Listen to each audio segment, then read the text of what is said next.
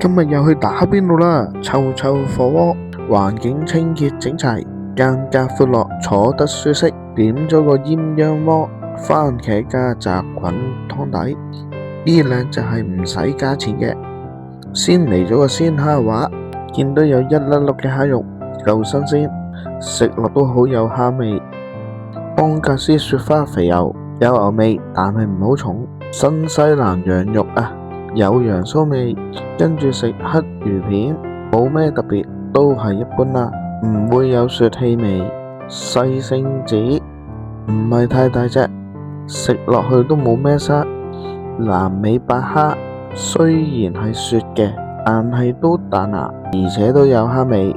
雨山生蠔睇落去都夠肥美大隻，食落口就冇咩臭味，都新鮮嘅。食咗兩隻之後啦，證實冇伏，所以好放心咁嗌多幾隻啦。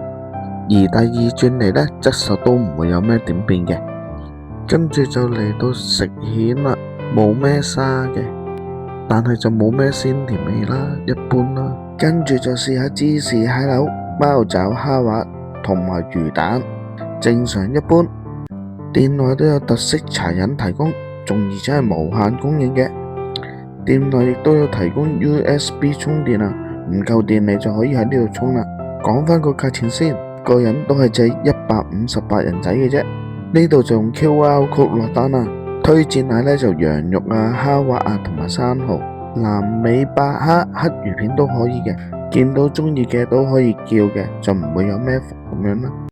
如果呢一餐喺香港食呢，呢個價錢就真係好難食得到噶啦。想食華豪都係加40人仔嘅啫，就已經可以暢食噶啦。